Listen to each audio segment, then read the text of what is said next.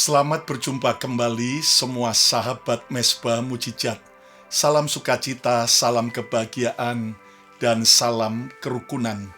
Senang sekali hari ini saya, Pastor Lukas Kusuma, boleh melayani saudara dari kota Philadelphia, Pennsylvania, di Amerika. Dimanapun Anda menyaksikan program ini, sekiranya kita makin hidup dengan iman, percaya, dan juga tetap mengandalkan Tuhan dalam setiap kondisi hidup kita. Dan jika Anda diberkati oleh program Mesbah Mujizat ini, jangan lupa Anda share kepada teman-teman Anda, dan juga komen yang baik, serta pencet like-nya jempolnya. Dan bagi Anda yang belum subscribe, silakan subscribe YouTube channel Bethany Miracle Center. Kristen ikutan benci Israel. Hari-hari ini muncul framing bahwa orang Kristen dilarang mendukung Israel, tetapi orang Kristen harus ikutan membenci Israel. Hal ini sering muncul dalam diskusi politik modern hari-hari ini. Bahkan siapapun yang mendukung Israel akan dimusuhi, akan dianggap salah, bodoh, serta tidak punya pri kemanusiaan. Sebagai bangsa Indonesia yang terhormat, tentunya kita harus belajar demokrasi yang dewasa. Kita harus belajar bisa menghargai serta menghormati perbedaan pilihan dalam hidup ini.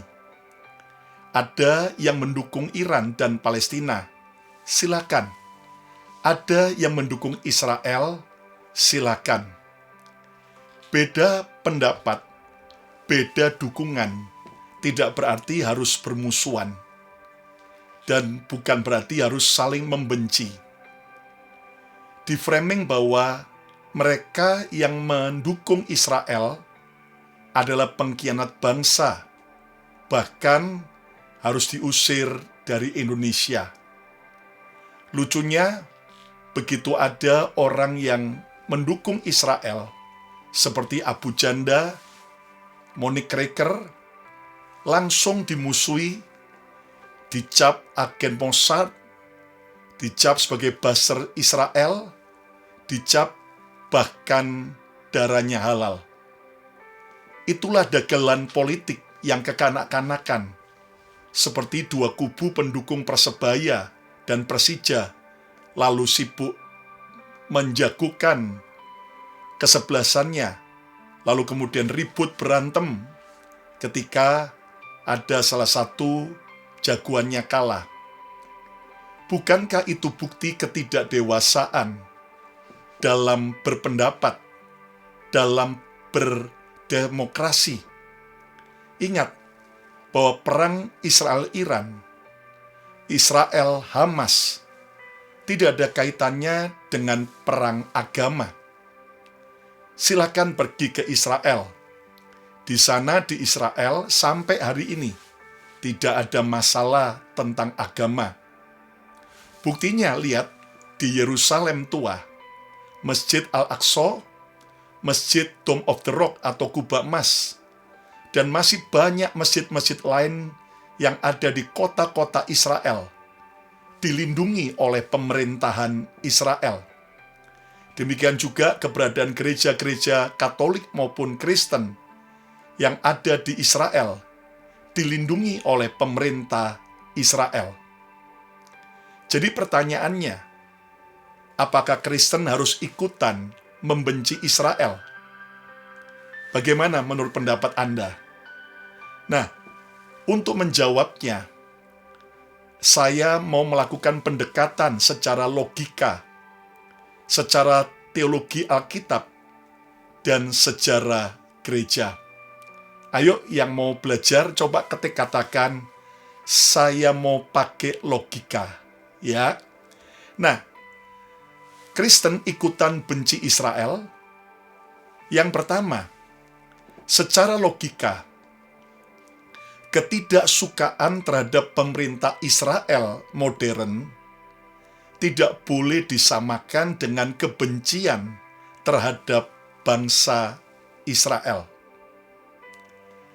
Nah, sering terjadi generalization fallacy atau kesalahan logika mengeneralisasikan.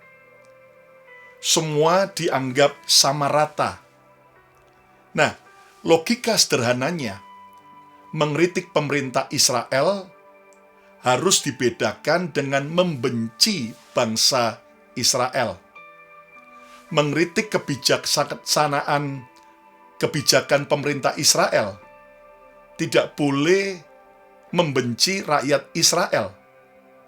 Contoh, banyak orang Amerika mengkritik kebijakan Joe Biden ketika memerintah. Atau sekarang ada orang Amerika mengkritik kebijakan Presiden Donald Trump ketika memerintah. Tetapi itu tidak berarti bahwa mereka membenci rakyat Amerika dan juga bukan berarti membenci negara Amerika. Demikian juga, kita semua boleh mengkritik kebijakan negara Israel, modern yang dipimpin oleh Benyamin Netanyahu, tetapi tidak boleh membenci orang Yahudi. Agama manapun yang benar, agama manapun yang sehat, tidak diajar untuk membenci bangsa manapun, tetapi justru diajar untuk saling mengasihi. Ayo, yang setuju coba katakan, saya diajar mengasihi. Nah, ini penting karena dalam logika disebut false equivalence. False equivalence adalah kesalahan logika ketika seseorang menyatakan dua hal berbeda, namun seolah-olah sama, seolah-olah setara. Padahal sebenarnya berbeda secara fakta, konteks, ataupun dampaknya. Dengan kata lain, dua hal yang tidak sebanding diperlakukan seolah-olah sama. Jelas itu sebuah cacat logika, cacat berpikir. Contoh sederhana, semua politikus sama saja, semuanya korup. Nah, ini disebut sebagai false equivalence, karena ada politikus yang korup, tetapi tidak berarti semua politikus itu korup. Nah, contoh juga secara logika, mencuri permen di toko sama saja dengan merampok di bank. Keduanya memang sama-sama mencuri, tetapi jelas tingkat kejahatannya beda, dampaknya beda, hukumannya jelas juga berbeda. Nah, jadi dua hal yang sepertinya mirip tapi tidak bisa disamakan. Sama juga seperti anak yang mengkritik orang tuanya. Seorang anak bisa mengkritik orang tuanya, tidak setuju tentang keputusan orang tuanya. Tetapi itu tidak berarti dia harus membenci keluarganya. Demikian juga, kita tahu bahwa Israel modern, yang hari ini dipimpin oleh Benyamin Netanyahu, jelas tidak sempurna. Ada banyak juga kebijakan-kebijakannya yang mungkin kita tidak setuju. Tetapi bukan berarti lalu kemudian kita membabi buta, membenci Israel, memusuhi Israel. Nah, kenapa? Karena kita paham bahwa jelas, saudaraku, ketidaksukaan kita dengan pemerintah Israel tidak boleh disamakan dengan kita membenci seluruh bangsa Israel. Yang setuju katakan, coba katakan, saya harus bisa membedakan. Nah, jadi kita harus bisa membedakan. Sama juga seandainya kami yang merantau di Amerika. Lalu kalau sampai seandainya ada 10 orang Indonesia ketahuan mencuri di kerjaan. Lalu orang Amerika berkata bahwa, wah, aku benci sama Indonesia karena orang Indonesia pencuri semua. Nah, jelas kita bisa protes, dan itu merasa tidak adil. Nah, kita boleh tidak sependapat dengan keputusan pemerintahan Israel, tetapi kita tidak membenci bangsa Israel. Yang setuju, ayo katakan, aku tidak membenci Israel. Nah, yang kedua, Kristen ikutan benci Israel? Jawaban yang kedua secara teologis. Akar kekristenan berasal dari Israel. Saya ulang lagi. Akar kekristenan berasal dari Israel. Ini yang kita tidak bisa lupakan. Secara teologi, sangat tidak logis jika orang Kristen membenci Israel. Saya tidak berkata bahwa semua orang Kristen harus mendukung Israel. Itu pilihan, saya menghormati. Tetapi sangat tidak logis jika orang Kristen membenci Israel. Karena iman Kristen lahir dari bangsa Israel. Ayo coba ketik. Kekristenan lahir dari Israel. Orang Kristen sejati tidak bisa membenci Israel karena iman mereka lahir dari tanah Israel. Bahkan tokoh utama iman Kristen semuanya orang-orang Yahudi, orang-orang Israel. Tuhan Yesus lahir dari garis keturunan bangsa Israel. Lihat dari Matius pasal pertama, silsilah Yesus, bagaimana Tuhan Yesus lahir dari keturunan Adam, terus kemudian Abraham, Ishak, Yakub, dan dari Yakub lahirlah nama yang Tuhan beri Israel. Dan terus sampai Raja Daud, terus turun sampai kepada Yusuf dan Maria yang berasal dari suku Yehuda dari Israel. Bahkan rasul-rasul Yesus pun juga yang menjadi murid-murid Yesus, itu semuanya orang-orang Israel. Petrus, ya, orang Yahudi. Andreas, Yohanes, ya, bahkan Rasul Paulus pun juga adalah orang Israel. Jadi kita tidak boleh melupakan bahwa kekristenan itu dimulai berakar dari Israel. Contoh, seandainya rumah yang dibangun di atas fondasi batu, maka kita tahu bahwa kekristenan itu berdiri di atas fondasi bangsa Israel. Itu berarti jika orang Kristen membenci Israel, sama seperti kita membenci fondasi rumah kita sendiri. Lihat, Alkitab juga berkata dalam Roma 9 ayat 4-5, mereka adalah orang Israel. Dari mereka berasal para bapak leluhur, dan dari mereka juga datang Mesias, Yesus secara jasmani. Saudara, lihat bahwa ditegaskan dalam Roma 9 ayat 4-5 bahwa Yesus itu datang dari bapak leluhur kita, yaitu orang Israel. Bahkan Rasul Paulus menegaskan dalam Roma 11 ayat 18, bukan engkau yang menopang akar itu, tetapi akar itu yang menopang engkau. Artinya, gereja ditopang oleh akar, yaitu bangsa Israel. Contoh secara sederhana, saya dilahirkan dari bangsa Indonesia. Nenek moyang saya orang Indonesia. Tapi kalau kemudian saya benci dengan Indonesia, maka jelas itu sebuah kesalahan, hal yang buruk. Kenapa? Karena apapun yang terjadi dengan bangsa Indonesia, saya tetap cinta Indonesia. Bisa saja saya tidak setuju dengan politik yang sedang berkuasa di Indonesia, tapi saya tetap tidak boleh melupakan Indonesia. Saya tidak boleh membenci Indonesia.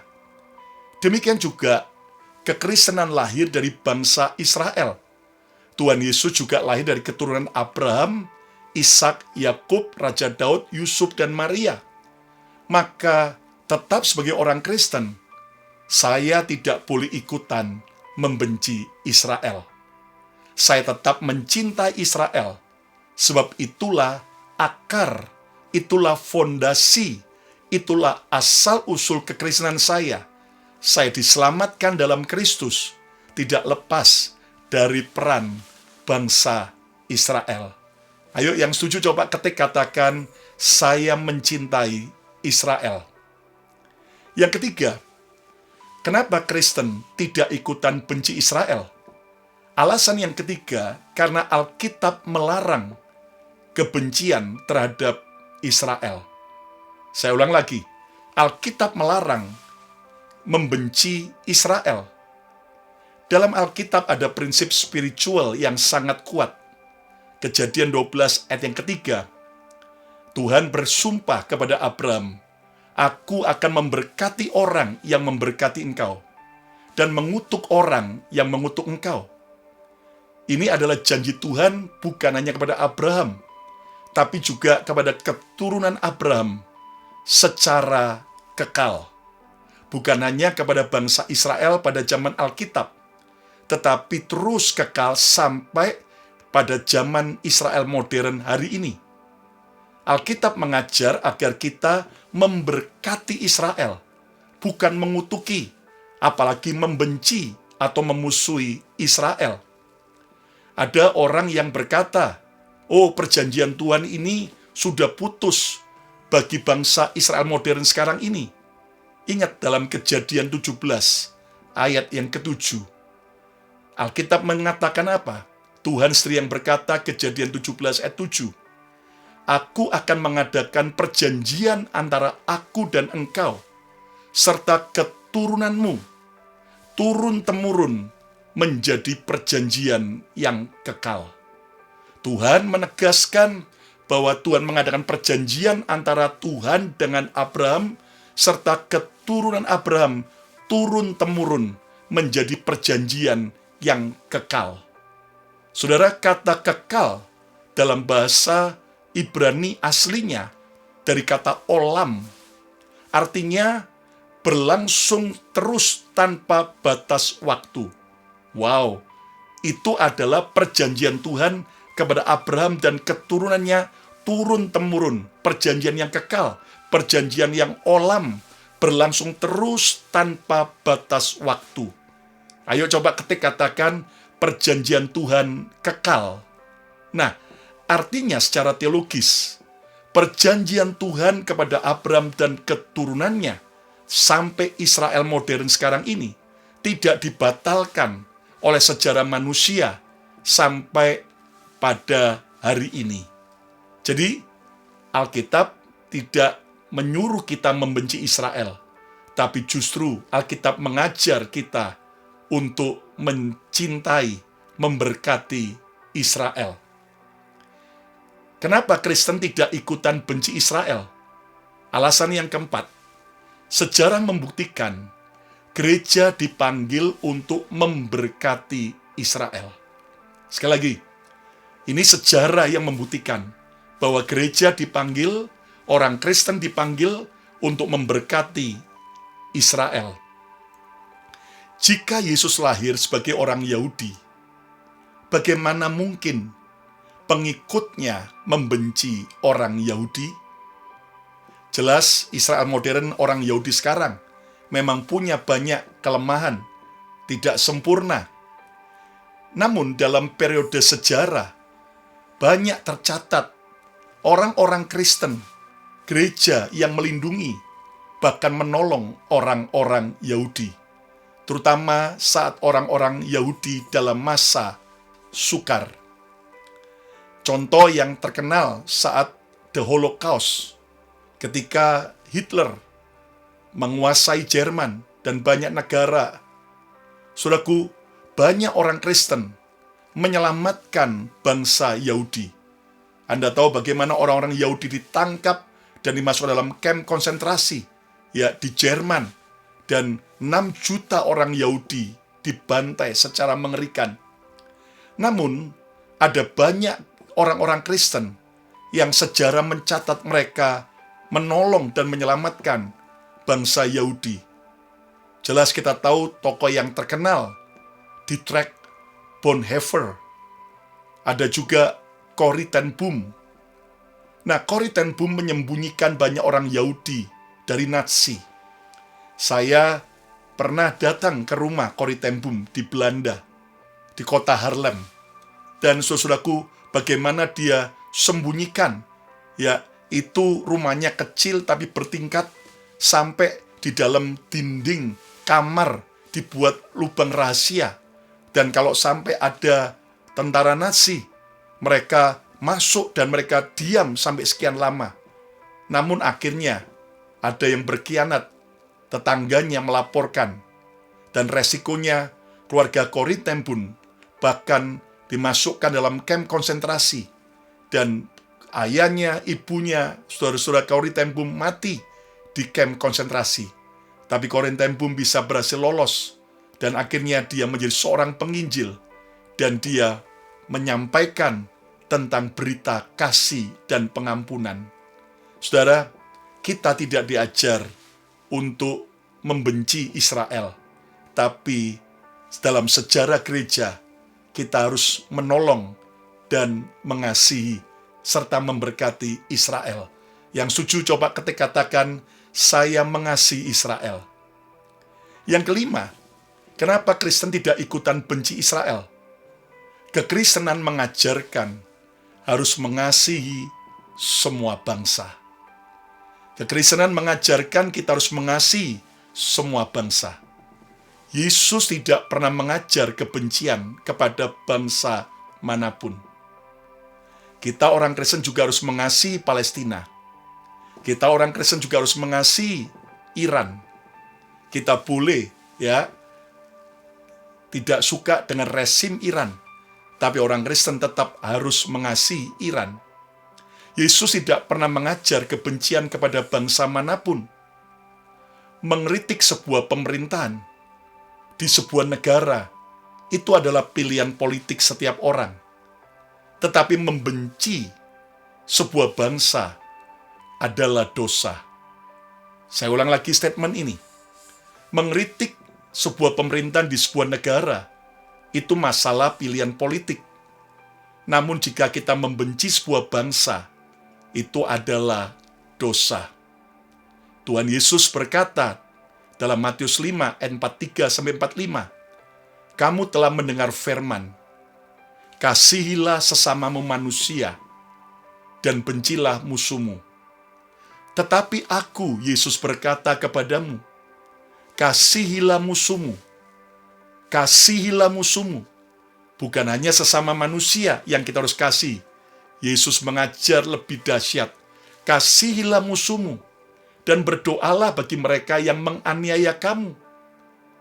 Karena dengan demikianlah, kamu menjadi anak-anak Bapamu yang di sorga, yang menerbitkan matahari bagi orang yang jahat dan orang yang baik, dan menurunkan hujan bagi orang yang benar dan orang yang tidak benar.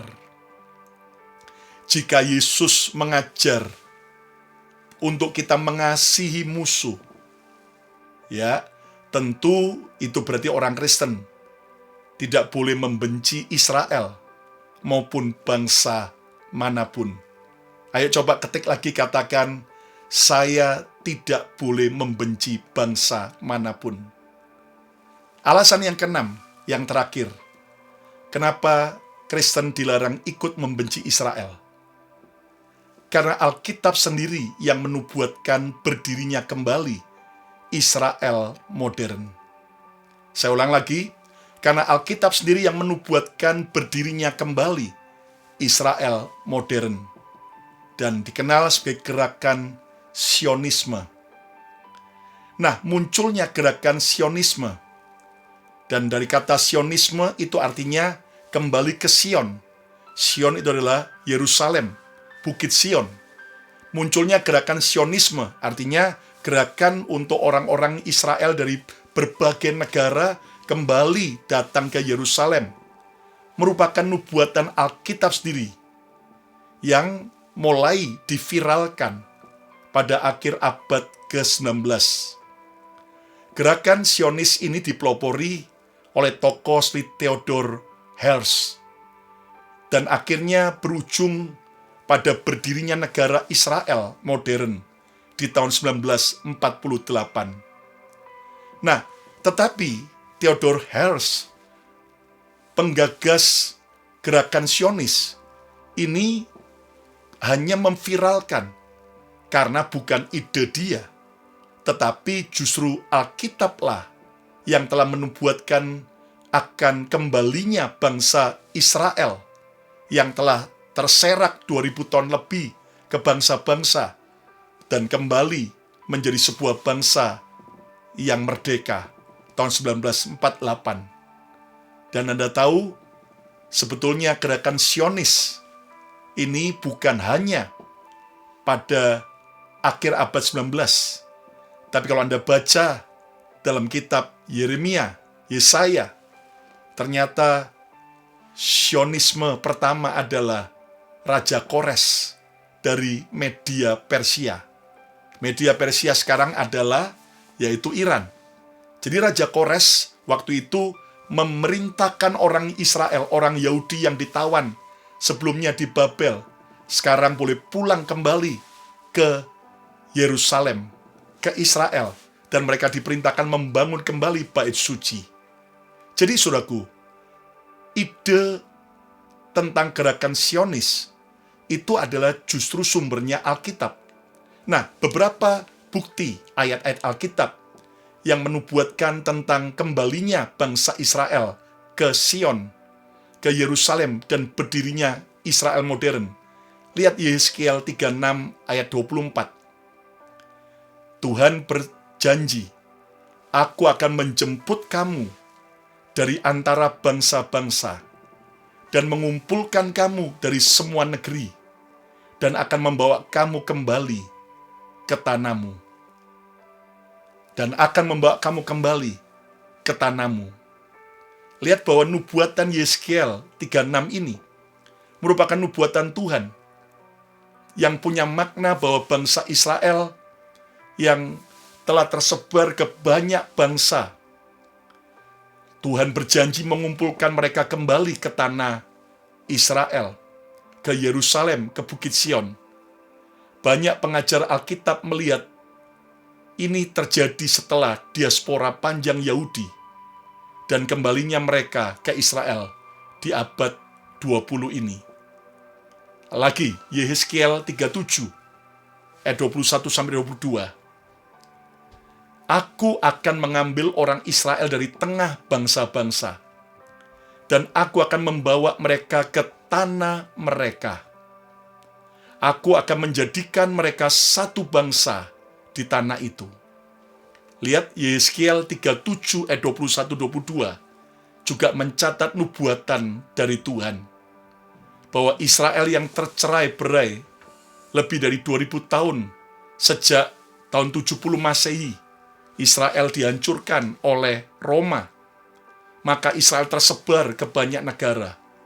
Tapi Tuhan berjanji bahwa Tuhan akan mengumpulkan, membawa mereka kembali menjadi satu bangsa kembali di tanahnya. Dan itu digenapi 1948. Pasal ini terkenal dengan penglihatan tentang tulang-tulang kering yang hidup kembali. Itulah Yehezkiel 37. Satu ayat lagi, bukti bahwa gerakan Zionis itu sumbernya dari Alkitab. Amos 9 ayat 14-15. Aku Tuhan akan memulihkan keadaan umatku Israel.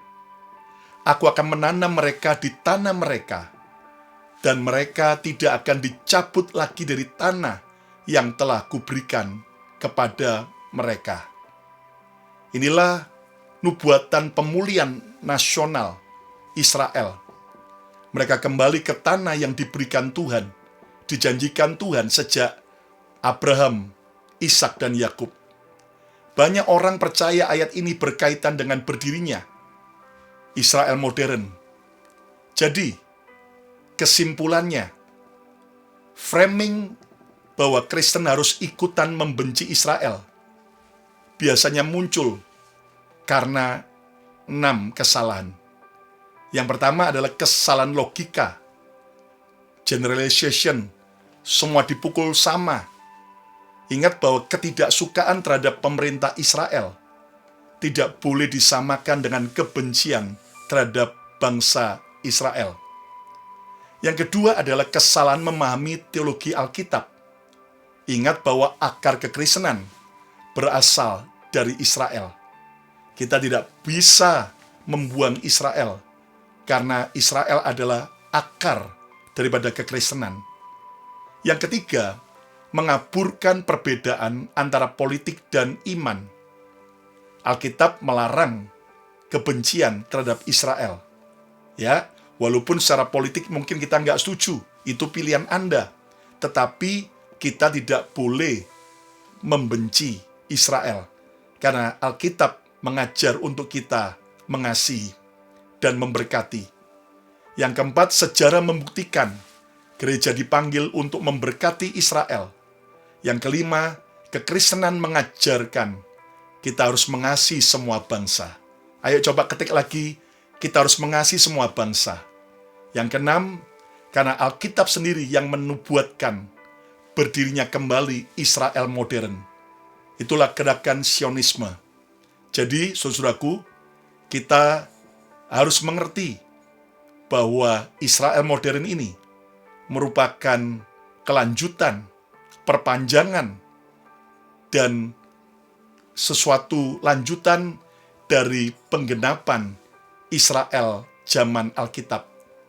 Lihat buktinya bahwa bahasa Ibrani yang sudah punah akhirnya kembali, ya, bahasa Ibrani, bahasa orang Israel asli, kembali menjadi bahasa nasional.